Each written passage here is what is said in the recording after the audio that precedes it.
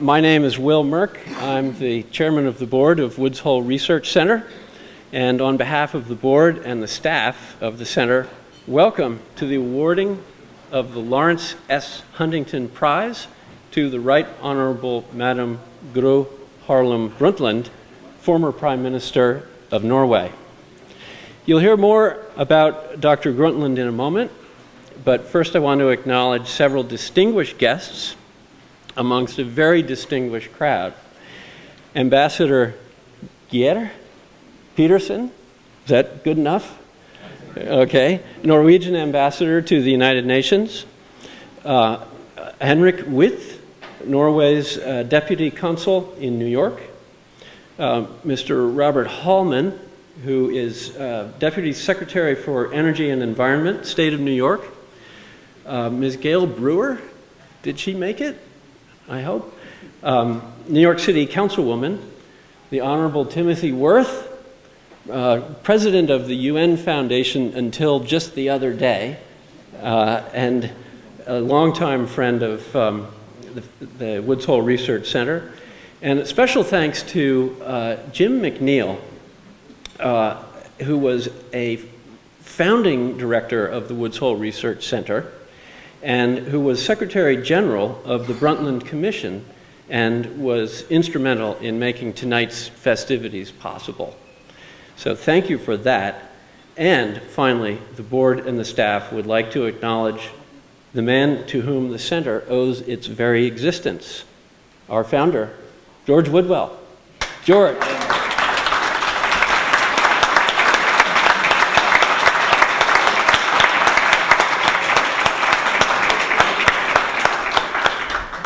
Thank you for coming, George. We're pleased to have everyone here to join us in recognizing the accomplishments of Larry and Dr. Brundtland.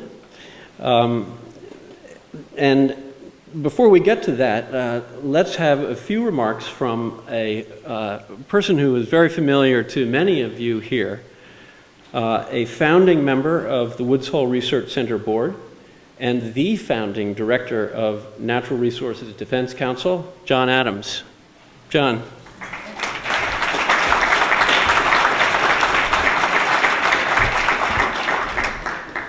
So thank you, Will. In the late 1970s, Dr. Brundtland was Norway's Minister for Environmental Affairs, and she met with the NRDC's international team, led by Jacob Scher, on one of her trips to Washington.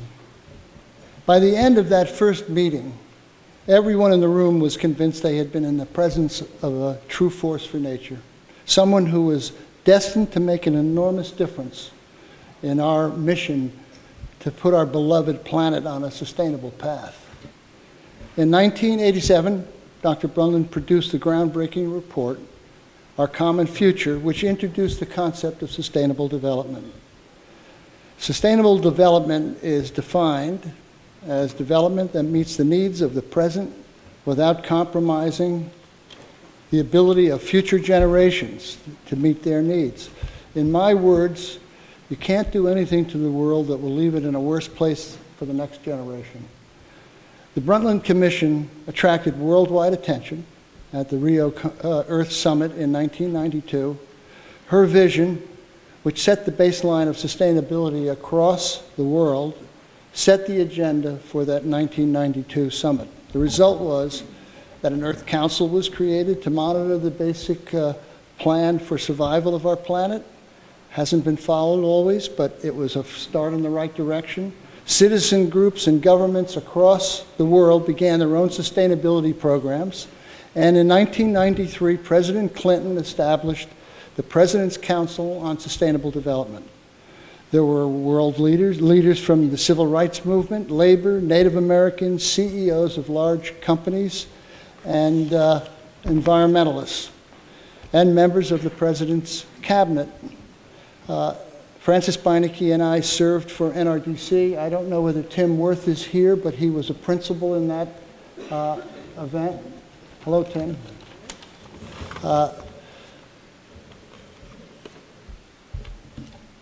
The President wanted to bring environmentalists and industrialists together. It was a challenge, because often we environmentalists had been very critical of the companies where the industrialists had spent their professional lives. And they had been critical of our regulatory focus and perhaps some of our tactics. And we really didn't know each other. However, we agreed to adopt the Brundtland Commission's definition of sustainable development. We met with a variety of people, actually hundreds of people throughout the nation. And over a 4-year period, we got to discuss how we could find a way to work together towards America's sustainability. The ability of, excuse me, as usual,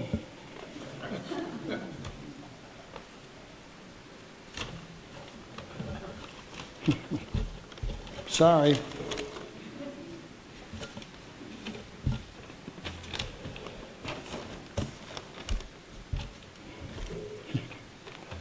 The issues we covered were climate and energy, population, fisheries, oceans, toxic chemicals, to sustainable agriculture. It was indeed a pioneering effort to find points of commonality and see if we could make decisions that were good for the country, even if we all had to make compromises.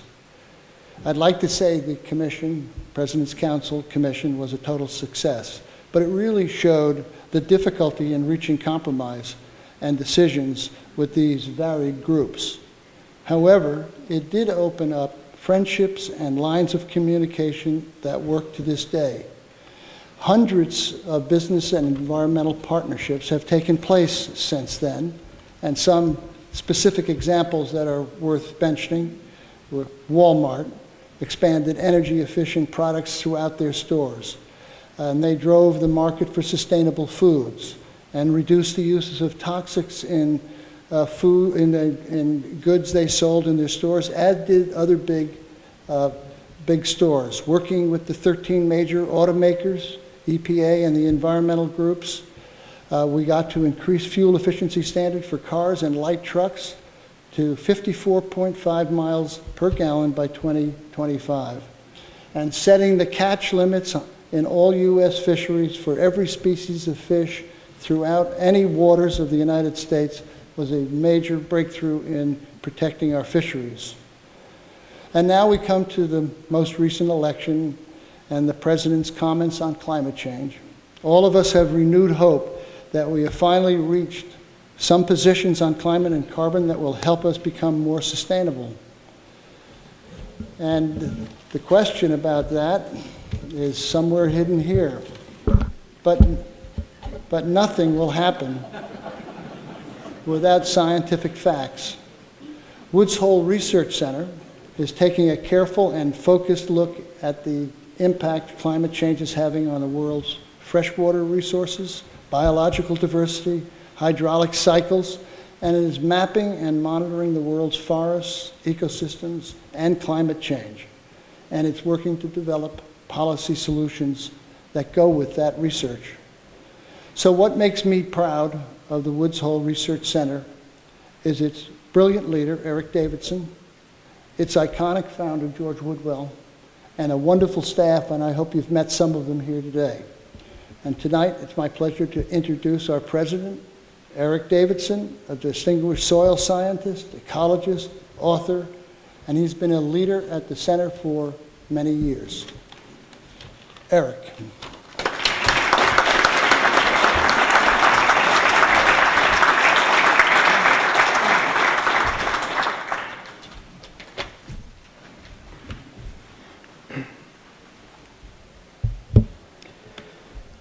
Dr. Brundtland and distinguished guests, my task here tonight is to try to weave a narrative to explain to you how it came to pass that on your program you see two names of distinguished conservationists and the name of a research institute called the Woods Hole Research Center. When the Brundtland Commission was doing its work in the 1980s, as John so ably described, I had just had a recently minted PhD in forest science. And so the concept for me of sustainability was not one that was new, because after all, in forestry, for decades or even centuries, the good foresters, at least, had practiced something called sustainable yield. It's a fairly easy concept. It's if you measure your trees and you map out your forest and you make a few calculations, which we might today call modeling, you can figure out how much you can harvest periodically from your forest and not take off any more than the rate at which the remaining trees are growing. Plus, most foresters recognize that they personally won't live long enough to see that plan completely put into action because the trees grow so slowly. The rotation ages are long. So they depend on the next generation of foresters to fill out their plan for the benefit of the next generation of landowners. So the notion of an intergenerational consistency of management of resources to maintain a healthy forest and to produce a product from it is something that we've had for a long time. But what was so inspiring to me as a young scientist about what came out of the Brundtland report was that it established the connection between human needs and the environment. So I had to look beyond the forest and the trees and see the people and see how they fit in with it. In the foreword to the Brundtland report, Dr. Brundtland wrote, "The environment does not exist as a sphere separate from human actions. The word development has been narrowed by some into what poor nations should do to become richer. But the environment is where we all live, and development is what we all do in attempting to improve our lot within that abode. The two are inseparable." Now, I suspect that for Larry Huntington, the inseparability of the environment and human well-being was intuitive. Because after all, managing financial investments, financial capital, to sustain an individual's, a client's wealth through their lifetime and hopefully have something to pass down to the next generation is part and parcel of the profession of fiduciary advising. And so it was a natural extension to apply sustainability concepts of financial well-being to directing conservation and science organizations like ours and to support their missions to enlighten and direct sustainable management of natural capital. I'll never forget how Larry succinctly defined our mission at the Woods Hole Research Center. He said, "Our job is to keep track of the number of cookies in Mother Nature's cookie jar." So whether it's dollars in a fiduciary trust or trees in the forest or carbon atoms or water molecules or numbers of species or cookies, you need to know the balance sheet, the inputs, the outputs, and understand how they work together in order to maintain a positive balance in the cookie jar. I hope all of you have had a chance to look at some of the posters that we have around the room this evening. They demonstrate how the scientists at the Woods Hole Research Center are keeping track of nature's capital in Mother Nature's cookie jar by measuring, mapping, and modeling the Earth's ecosystems.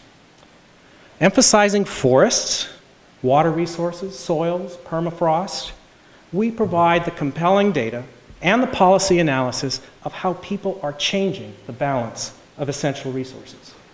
Land, water, biodiversity, climate, all that are needed for both healthy ecosystems and prosperous societies. We merge that original science research with how the world works from a biological and physical perspective with how it works from an economic and social perspective. I'd also invite all of you to come up and view the plaque, which is the physical Huntington Prize, which is emblematic of the work that we do across the world in developing countries of working with farmers, fishers, managers, scientists, and students. In this case, a group of, a cooperative of wood makers, woodcrafters in the Amazon basin who are sustainably managing hardwood forests. This is sustainability science, inspired by the Brundtland Commission's vision of sustainable development. Dr. Brundtland also wrote, "We appeal to citizens groups, to non-governmental organizations, to educational institutions, and to the scientific community. They have all played indispensable roles in the creation of public awareness and political change in the past. They will play a crucial part in putting the world onto sustainable development paths." The WHRC is answering that call. You may recall the '97 Brundtland report chronicling the environmental issues of that day. Most of us in this room are probably old enough to remember names like Bhopal, Chernobyl. There were severe droughts in Africa in that decade, and the Rhine River had numerous fish poisonings. Today we have the BP Gulf oil well blowout, Fukushima, droughts on all continents, dead zones and estuaries throughout the world, and of course, climate change, which only a few science visionaries of the 1980s, such as our own founder, George Woodwell, foresaw as the planetary emergency that it now most certainly is. You know, we started planning this event here in New York City over a year ago. And since then, Hurricane Sandy has made our choice of the venue a poignant example of the inseparability of the environment and people. We know so much more today than we did in the 80s about how we could manage these challenges, and progress has been made on several fronts, as John explained. And yet there's so much more for us to do, to bring our science to bear, relentlessly, tirelessly, sometimes in the face of very discouraging trends, to illuminate those pathways to sustainability. Our vision is a world in which the insights of science guide management of the Earth's natural resources so that we and future generations may sustain prosperous and fulfilling lives without degrading the ecosystems that support humanity and a diverse abundance of life. You know, moments before I turned off my cell phone before this event, received a text from my 19-year-old son saying, "Dad, good luck on your speech tonight, and don't come home till you save the planet." Well, I hope he was facetious about the not come home part, but the planet is actually brewing up a storm, one of those extreme events that we're now calling them, that may have something to say about when I get home to Massachusetts. But more to the point, trying to put myself in the position of a 19-year-old who voted for the first time a few months ago and is still feeling somewhat unempowered of the ability to impact the type of world that our generations are handing over to his generation, to the generation of Dr. Brundtland's granddaughter, who we're happy to have with us tonight. And so perhaps it isn't so audacious or unusual for that generation to think that in a gathering like this in New York City of eminent scientists and conservationists and business leaders and policymakers, that contemplating the kind of world that we leave to that generation is exactly what we should be doing. It's what brings me to work every day. It's what all of my colleagues at the Woods Hole Research Center share in our common values, whether it's the facilities manager, the accountants, the postdocs, the scientists.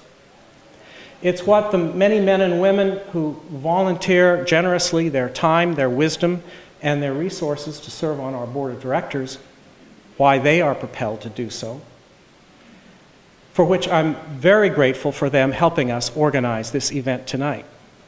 Grateful because it gives us this opportunity to honor Dr. Brundtland as a source of inspiration for our sustainability science, and to honor Larry Huntington for putting into practice sustainability concepts for our institution and others.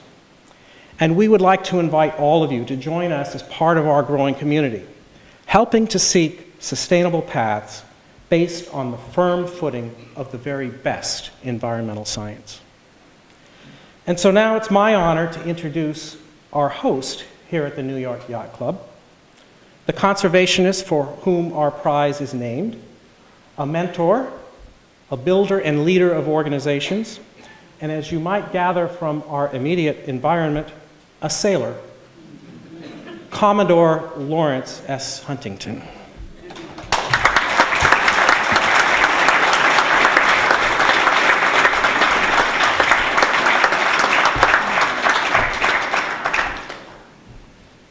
Dr. Brundtland, would you join me up here? Dr. Brundtland, Ambassador Pedersen, and all of you, it is a great honor for me to stand next to Dr. Brundtland. When I think about what our children's children will wonder, I think they will wonder why we, as a group of intelligent people and national leaders, so missed the issues that so endanger the planet. When you look across the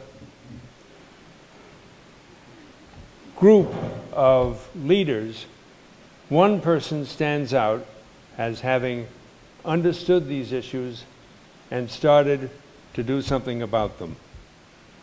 And Dr. Brundtland, we are honored to have you with us, honored to share this prize with you. And before you say anything, I'm told that you not only have to acknowledge that your name will be on that plaque in Woods Hole, but that also you, instead of having that plaque on your wall, you will have something to wear around your neck, which is a necklace with the logo of the Woods Hole Research Center on it, and I'm delighted to give you that. Thank you. Thank you. Thank you so much.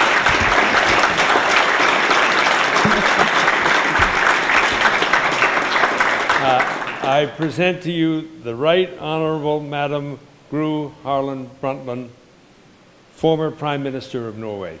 Thank you very much.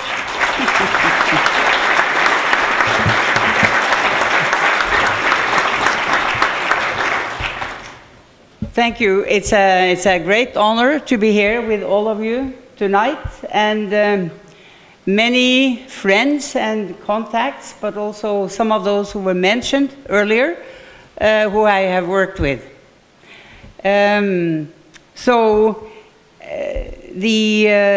Of course, the Woods Hole Research Center is in itself a remarkable institution whose scientists have made many significant contributions to the knowledge base that is so critical for making informed decisions about protecting the environment we all share.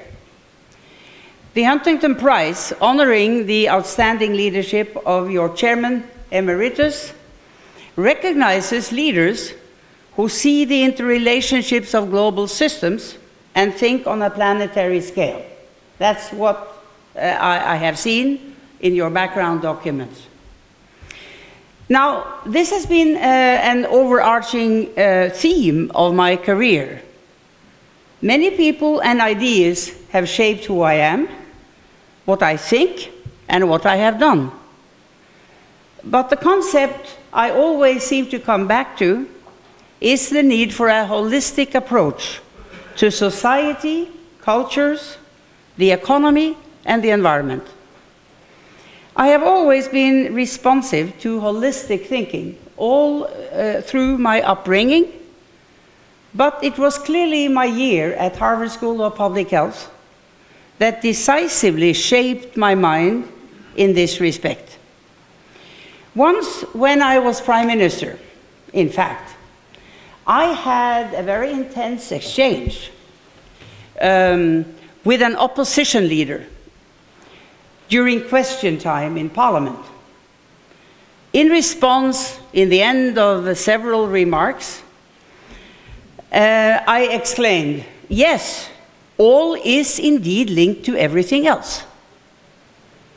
At that time, 20 years ago, my comment was immediately criticized, even ridiculed by some, for being evasive and unclear.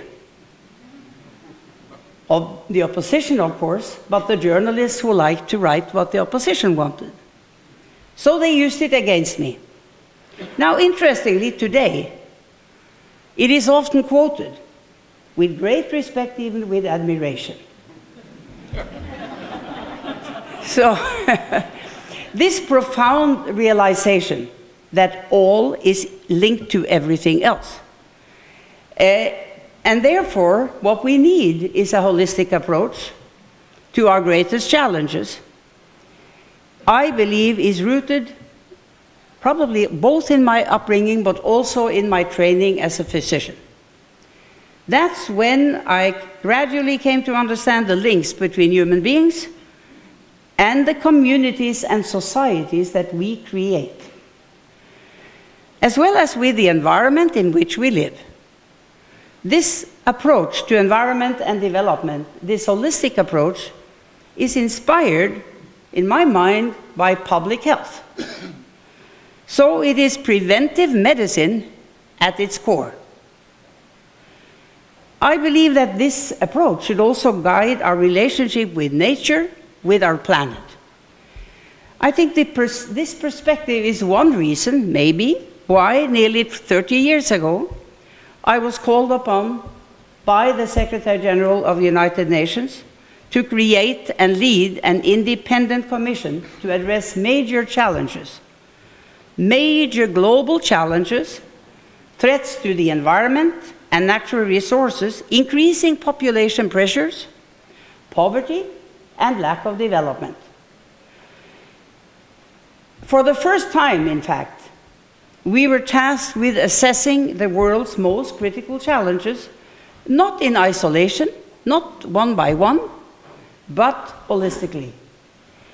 At least this is how we read our mandate, Jim and I and the commissioners that we asked to serve. So I did take on this challenge side by side with Jim McNeil, who is over here, who was my clear choice as Secretary General of our World Commission on Environment and Development, and who is now an honorary director on the board of the Woods Hole Research Center.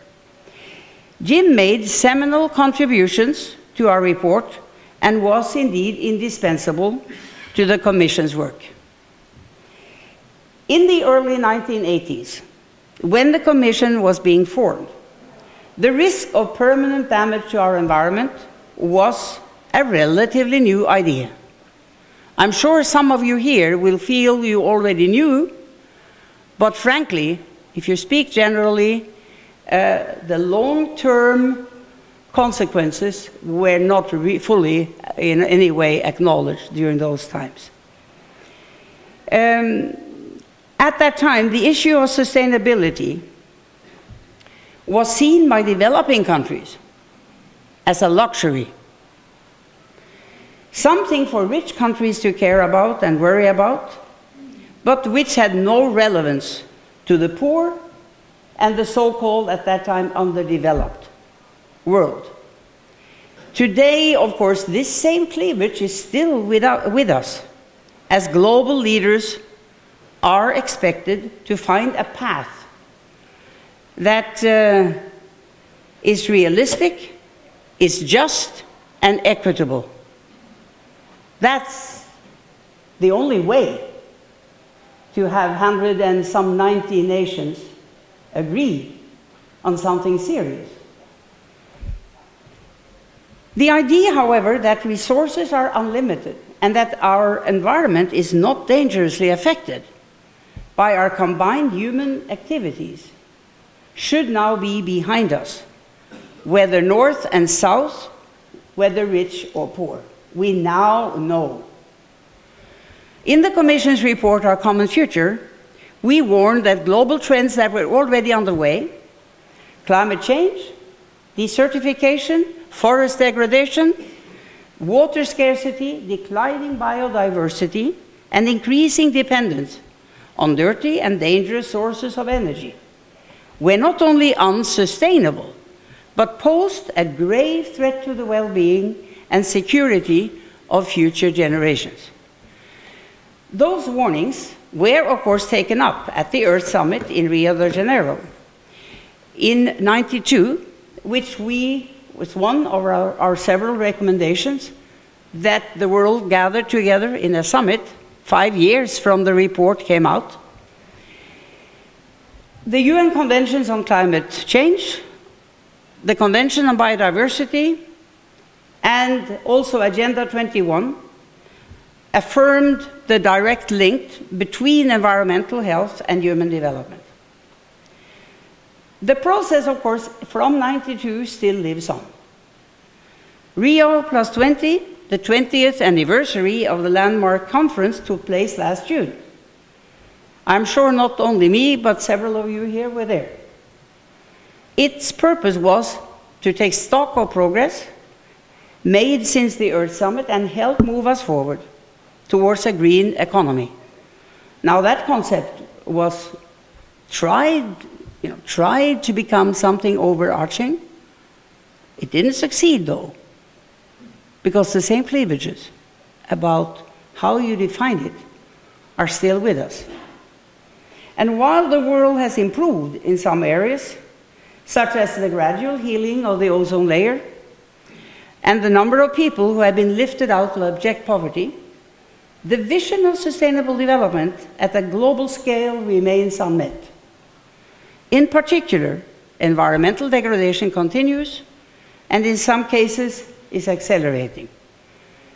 So I think all in this room, we urgently need to step up the pace of change. At a time, now, when you go back in history, you realize there were many positive signs during the 90s, but in many ways, to be brief, many things happened during the 90s that were positive trends. But in some way, 9/11 was the kind of the end of that more optimistic phase. It's worse after 9/11, and you have to give another speech to tell why. But at a time now when economies are teetering and while ecosystems are under siege and inequality within and between countries is soaring, we need now to realize that these are symptoms that share many of their root cause, as short-sighted and often narrow interests have superseded common interests, common responsibilities, and common sense. The only durable solutions to today's crisis are those that also position us technologically, socially, and politically to solve our longer-term problems more holistically.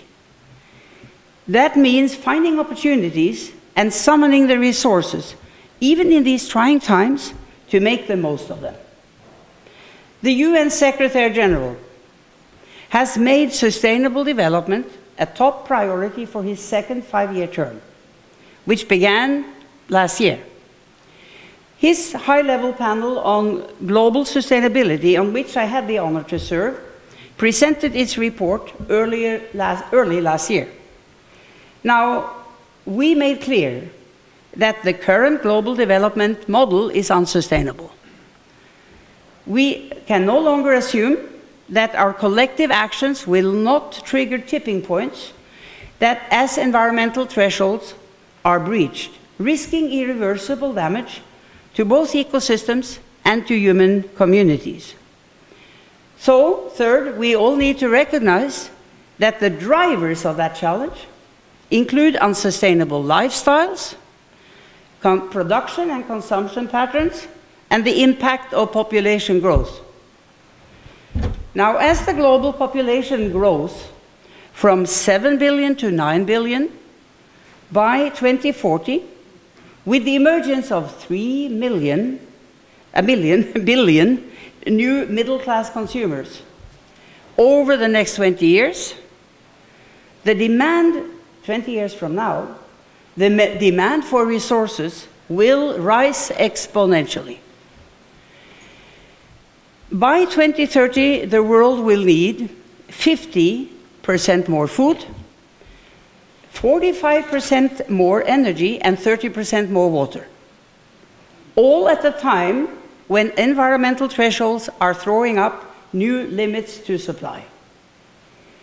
These thresholds are most clear for climate change, which affects all aspects of human and planetary health. We do continue to improve how we measure our lives and the consequences of our choices, but we have failed abysmally in setting the prices right. Here in the US, gasoline is practically the cheapest fluid that money can buy. The US should be taking the lead. And I remember my discussions with Ruckelshaus in the commission. The poor guy was explaining to us that in the US, although what we were saying was right, it was plainly impossible. And now, you know, this is 30 years ago now. And it's still as impossible. Now, so the US should be winning, should be taking this lead, but winning a seat in Congress seems too often to require that you declare war on science, on math, and on common sense.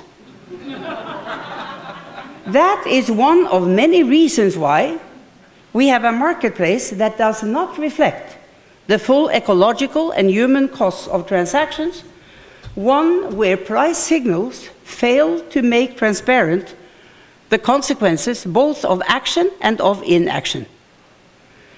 So we called for doing this, even though we did call for it 25 years ago as well. But that's also interesting. The messages from our common future stands, and you just have to follow it, even if one didn't in the past 25 years, in many ways. Now, so pollution, including carbon emissions, can no longer be free. Subsidies should be made transparent, and they should be phased out for fossil fuels, which is happening many places in the world. We must build new ways to measure development beyond GDP, and that's easier to say than to do, we have seen. But it's necessary. Science, and that's the other third pillar, science must point the way to more informed and integrated decision-making. Not only on climate change, but also on biodiversity, ocean and coastal management, water and food scarcities, as well as planetary boundaries. We need to define the scientific thresholds that can set a safe operating space for humanity. And only science can have that happen. Throughout the 20th century, economic growth was measured by the accumulation of physical, financial, and human capital, without regard to changes in natural capital and without taking social risks into account. In the 21st century, the goal must be a green economy, a pattern of economic growth which truly leads to improvements in people's lives, but without harming the environment. Now, this means taking advantage of the vast potential to increase resource productivity, especially with respect to energy and to water, and to reduce waste. It means investing in sustainable technologies that will create jobs and support the poor, improve health and education, and build more resilient and equitable societies. And it also means investing in women.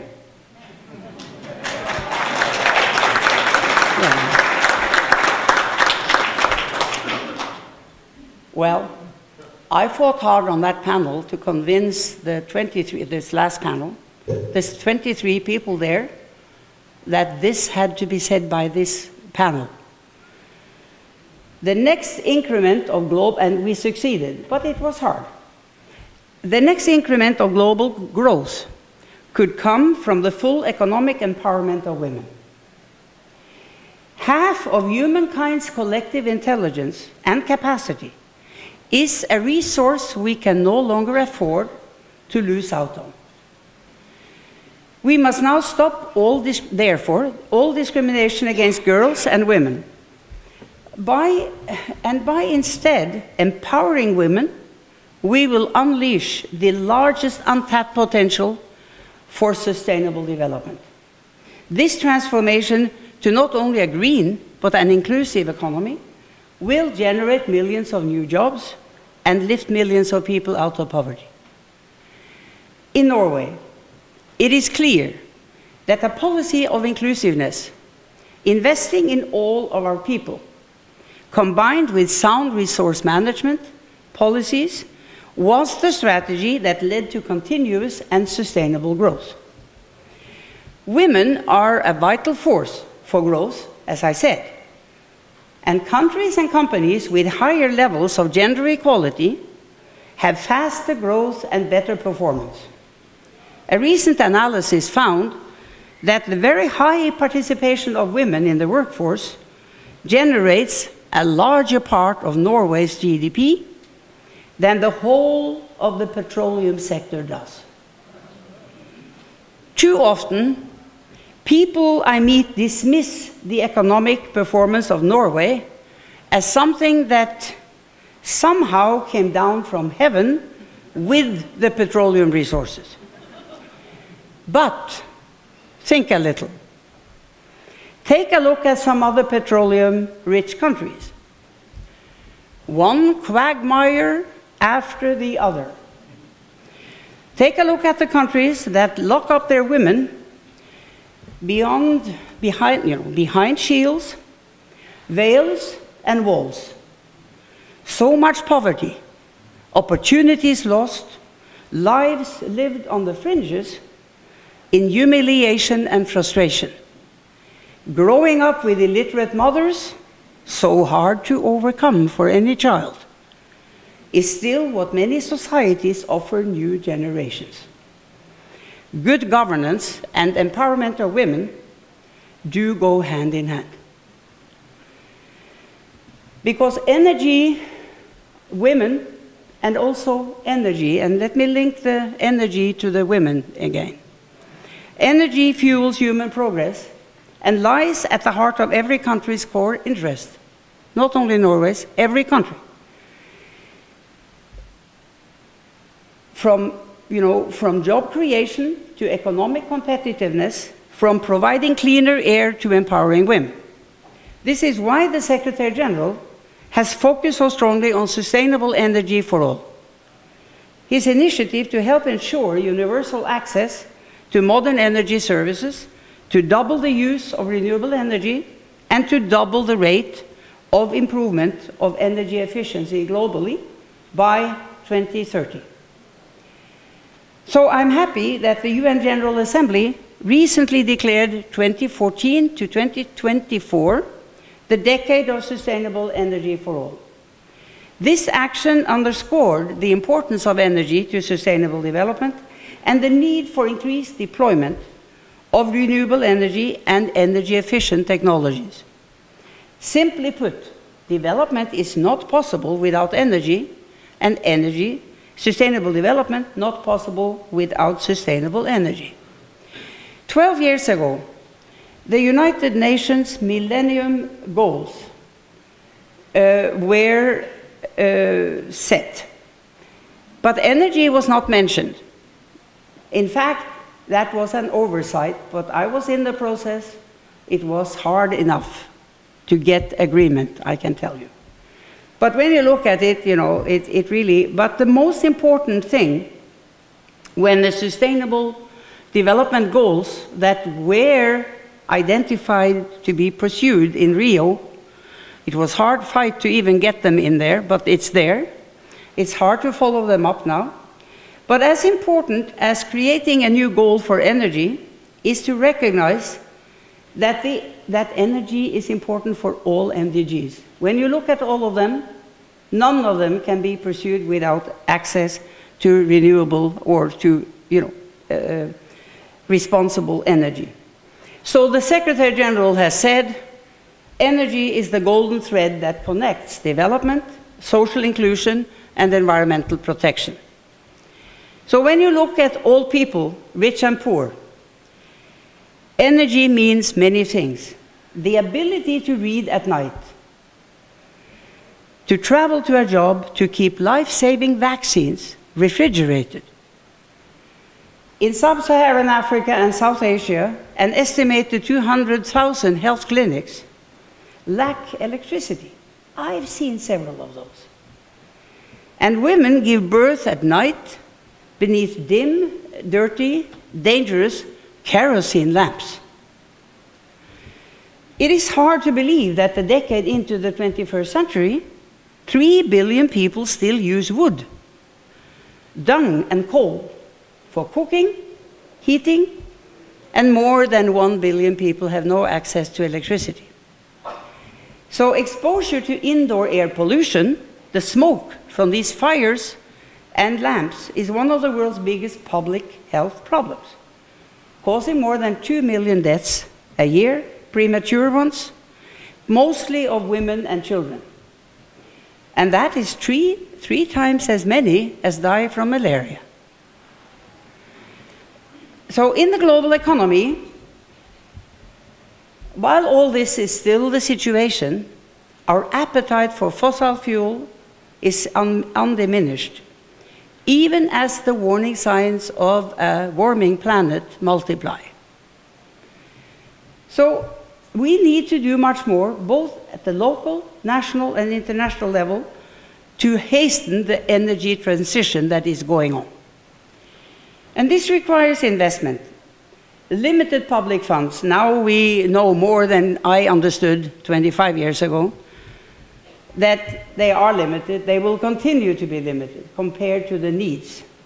They should be used strategically to unlock greater private investment flows, share risks, and expand access to the building blocks of prosperity, including modern energy services. Every year, private companies invest about 5 trillion in energy infrastructure projects.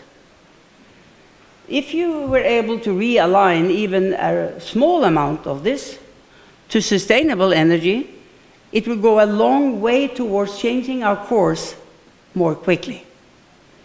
For 30 years, I'm sure many of you have noticed that the business community, when they met in Davos, or generally, stuck to the well-known mantra that change will happen if everything just is left to market forces. I have been exposed to this too many times in my life. Simplistic, but that is really, was much of the mantra. But markets alone cannot spark the changes that are needed. You know, business, investors, activists, and scientists cannot alone change the way we produce and use energy. They can anticipate change, they can facilitate it, they will profit from it, now speaking business, but they cannot drive it. Business needs now, and much more than before, calls for more government action to inspire innovation and the solutions to reach a sustainable world. Public policies are needed to stimulate markets, to remove barriers, level the playing field, and establish clear objectives and targets for renewable energy and energy efficiency. So we need to undo the old-fashioned policies that create the wrong incentives and keep us locked in unsustainable ways of doing business. A good example is fossil fuel subsidies, which are estimated to cost between $350 and $500 billion worldwide dollars, depending upon the oil price, how you calculate. These are resources that could be channeled and should have, and we already said it 25 years ago, to clean, low-cost, sustainable energy technologies. It's a waste of large amounts of money that's happening. To ensure that vulnerable groups are not hurt as subsidies recede, we can look to countries like Indonesia that have implemented poverty alleviation and social protection programs in combination with subsidy reforms. It can be done.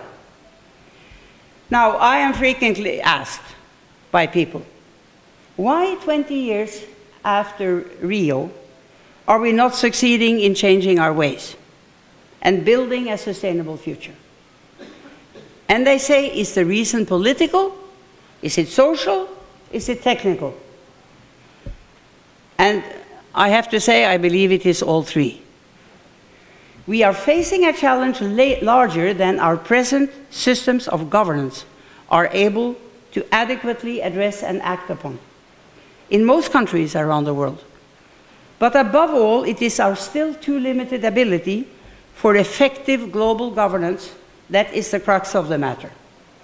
Some people argue that we should learn from the way we dealt with the threats to the ozone layer. You know, why don't do it the simple way we did with the Montreal Protocol?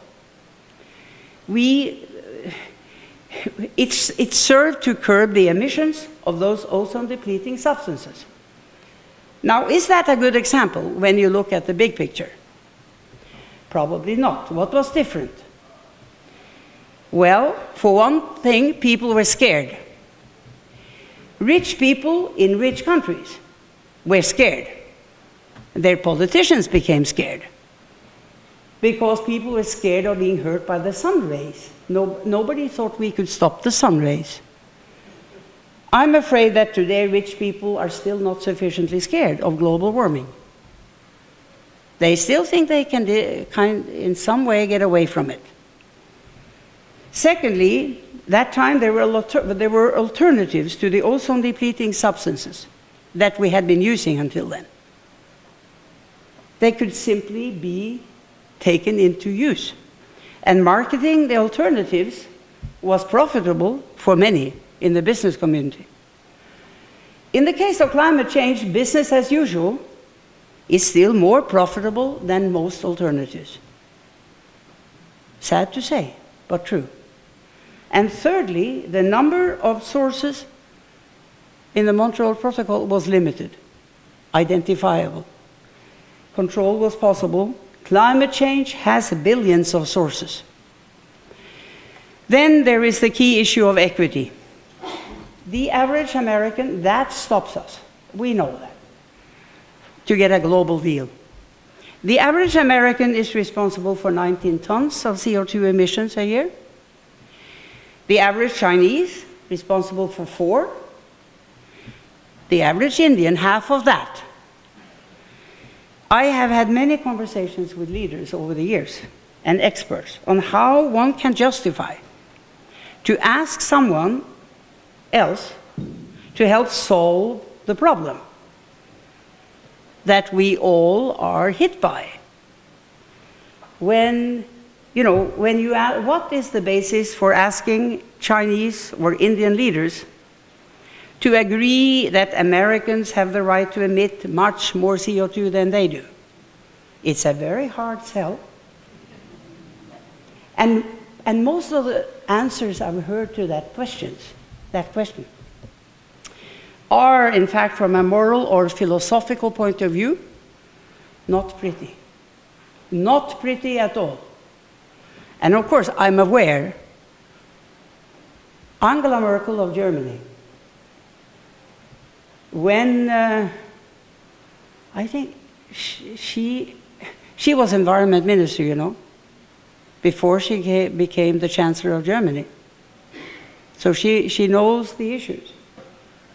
So in a visit to India, it's only like 6 or 7 years ago, she answered a question from the audience or from the press that indeed the only equitable and fair future would be that the right or the amount of pollution coming per person, per head, should be the same whether you are an American or a German or an Indian. Oh, there was an uproar. And it was afterwards, it was watered down elegantly, but I never forgot what she said because I understand where her logical, scientific brain and her logical environmental minister brain made her say what she felt inside her, really, from her heart. But we are far away from that, as you know, because greenhouse gas emissions are closely linked to economic activity, to having a job, to being paid, and to be able to eat. Now, yes, we are confronted with an ineffective international set of institutions, because the countries of the world are not willing to do together what's necessary. Among living international institutions that we know today, in fact, only the European Union, and I say that although it is so badly criticized because of the difficulties they are now facing with the euro, with the crisis in many European countries, it still is the only institution that comes close to having the muscle to adopt and impose effective decisions, even when some countries oppose them inside the group. But let us assume now that European leaders reduce their emissions to zero. That would not really help that much in averting climate change. Why? Because it's a small, very small part of the total global output of emissions, and getting smaller every year as the others increase and as the Europeans have improved theirs. So as we speak, however, what would be the sum of national policies? That's been an idea that has been floating. Why don't do it nationally? We can declare, like people said after Copenhagen, we can each declare the policies we are willing to do, because we couldn't agree. So we declare and we look at each other. Now, what will happen? When the Chinese reduce their dependence on coal and oil, it will make perfect sense from an economic risk management perspective. But the same goes for USA.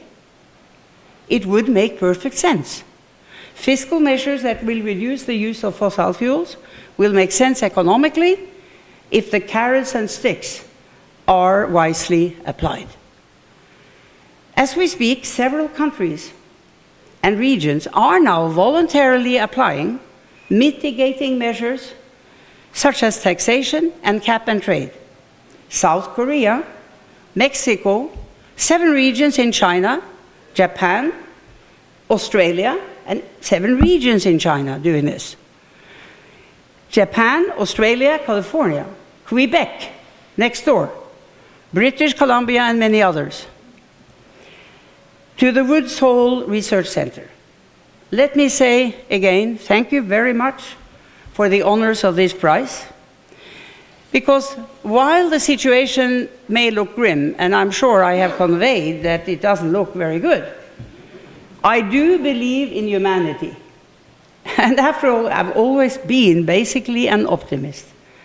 And also in the middle of all of that, I've always believed that after all, in America, I'm here in America, and I can tell you, I've always thought that Americans will follow and ultimately lead.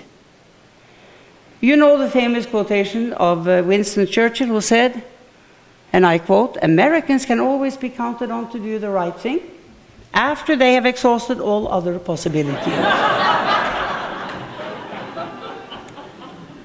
So I believe we are now at that point. So all of us, young and old, I mean, this is the challenge to America, but I still believe. But all of us, and now I'm speaking globally, young and old, must work to promote a greater sense of shared responsibility, not only as citizens of our respective countries, but as equal members of an increasingly interconnected global community. We all feel it and sense it, I think. A greater sense of shared responsibility is essential to prepare for a future that is safer, also more prosperous, and more secure. Thank you very much.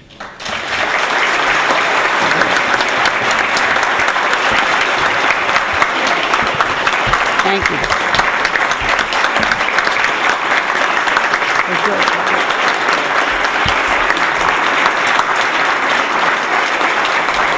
Thank you. I'm coming to help you.